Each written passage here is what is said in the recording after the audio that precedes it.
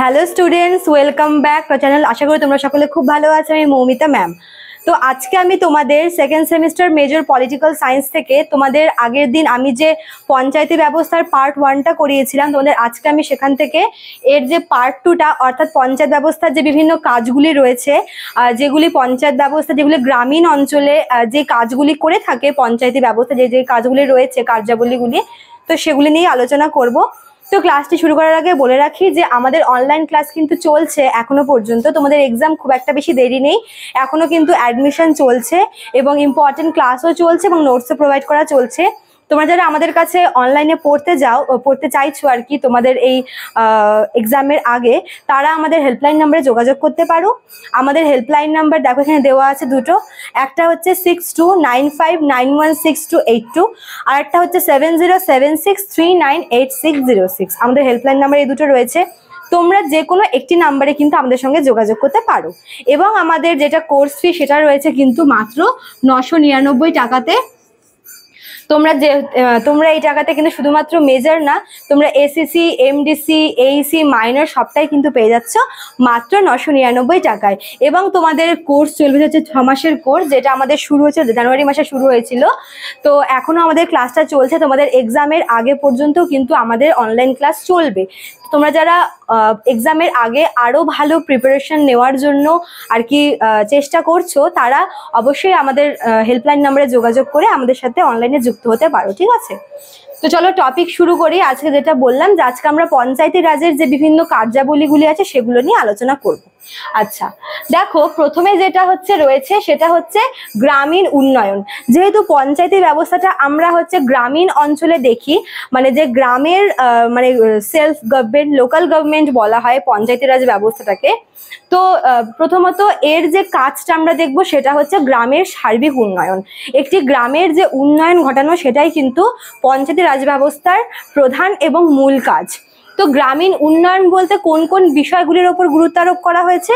সবার প্রথমে দেখো রাস্তা। গ্রামীণ যে রাস্তাগুলি আছে, গ্রামীণ সড়ক নির্মাণের ওপরে কিন্তু পঞ্চায়েতি রাজ ব্যবস্থার যে কার্যাবলী সেটা খুবই গুরুত্বপূর্ণ, ঠিক আছে? গ্রামীণ রাস্তাগুলি সারাই করা, রাস্তা নির্মাণ করা, এগুলি হচ্ছে পঞ্চায়েতের আর কি দেখার দায়িত্ব এবং পঞ্চায়েত সেগুলো আর কি সম্পাদনা করে, ঠিক আছে? আর কি জল, মনে করো যে পানীয় জল, এরকম দেখি যে এখনো অনেক জায়গায় পানীয় জলের সুবন্দোবস্ত নেই। তো এই দায়িত্বটা রয়েছে পঞ্চায়েত ব্যবস্থার, যে পঞ্চায়েত কি করবে, দায়িত্ব নিয়ে এই ব্যবস্থার মাধ্যমে গ্রামের সকল আর কি সব জায়গাতে পানীয় জল আর কি পৌঁছে দেওয়া, ঠিক আছে? তো এই জলের ব্যাপারটাও কিন্তু গ্রামের উন্নয়নের মধ্যেই পড়ছে। আর কি আছে, স্যানিটেশন। যেরকম মনে করো যে গ্রামের যে বিভিন্ন ড্রেনগুলো, ঠিক আছে, কোনো কারণে মনে করো যে কোনো বাড়ির যে সব আবর্জনা, যেরকম মনে করো যে তরকারির খোসা, মানে সবজির খোসা, তারপর আরো অনেক নোংরা জিনিসপত্র যেগুলো আমাদের নিত্যদিন গৃহস্থালির যে বজ্রগুলো, সেগুলো যে আর কি ফেলা হয় বজ্র পদার্থগুলো।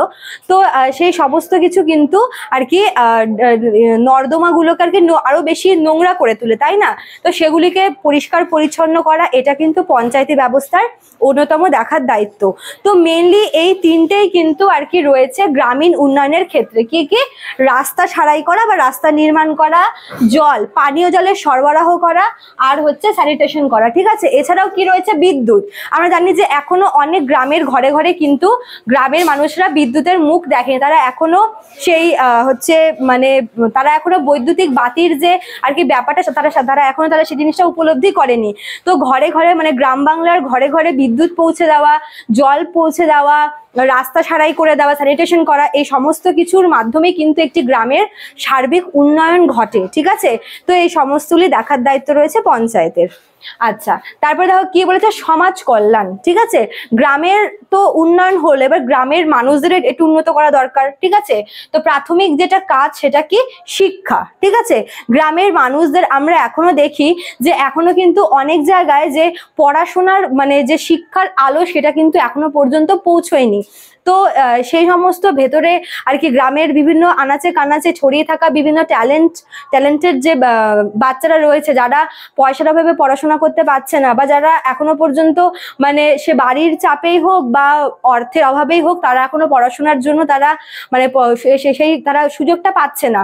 তো এই সমস্ত কিছুর ব্যবস্থা করে দেওয়া হচ্ছে পঞ্চায়েতি ব্যবস্থার কাজ, ঠিক আছে, যাতে গ্রামের প্রত্যেকটা শিশু যেন হচ্ছে প্রাথমিক শিক্ষাটুকু পায়, সেটা দেখার দায়িত্ব কিন্তু পঞ্চায়েত ব্যবস্থার। তারপর দেখো স্বাস্থ্য। এবার কি হয় যে গ্রামের মানুষরা কিন্তু স্বাস্থ্য সম্পর্কে খুব একটা বেশি সচেতন হয় না, তো তাদেরকে সেই সম্পর্কে সচেতন করাতে কিন্তু বিভিন্ন দেখবে যে হেলথ ক্যাম্পগুলো বেরোয়, তাই না?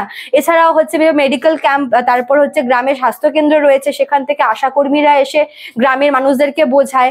তো এই জিনিসগুলো হচ্ছে পঞ্চায়েতের দেখার দায়িত্ব, যে গ্রামের মানুষরা যেন স্বাস্থ্য সম্পর্কে সচেতন হয় এবং তারা যেন সুস্থ স্বাভাবিক জীবনযাপন করতে পারে। তারপর দেখা গেছে দারিদ্র দূরীকরণ, ঠিক আছে। গ্রামের মানুষদের মধ্যে আমরা দেখি যে পোভার্টি ব্যাপারটা খুব বেশি রয়েছে, ঠিক আছে। তো গ্রামের মানুষদেরকে কাজের সুযোগ করে দেওয়া এবং তাদের দারিদ্রতা দূর করাই কিন্তু পঞ্চায়েতি ব্যবস্থার কাজ, ঠিক আছে। যে দারিদ্রতা দূরীকরণের মাধ্যমে গ্রামের মানুষকে আরো উন্নত করে তোলা, তাদের জীবনযাপনকে আরো উন্নত করে তোলা কিন্তু পঞ্চায়েত ব্যবস্থার অন্যতম কাজের মধ্যে পড়ে। তারপরে দেখো কি বলেছে, প্রাকৃতিক সম্পদ ব্যবস্থাপনা। গ্রামের যে বিভিন্ন প্রাকৃতিক সম্পদগুলি রয়েছে, যেরকম মনে করো যে বন জঙ্গল, তারপরে জল জমি, এই সমস্ত জিনিসগুলোকে কি রক্ষণাবেক্ষণ করার দায়িত্ব। এরকম অনেক আমরা দেখি যে অনেক জমি হচ্ছে পড়ে থাকে, হ্যাঁ, মানে পতিত জমি হয়ে থাকে, সেই জমিগুলিকে ভালো করে ব্যবস্থাপনা করতে হবে, সেই জমিগুলিকে ভালো করে রক্ষণাবেক্ষণ করতে হবে। বন জঙ্গলের ব্যবস্থাপনার বলতে আমরা বোঝাই যে বন জঙ্গলগুলোকে আর কি রক্ষণাবেক্ষণ করতে হবে।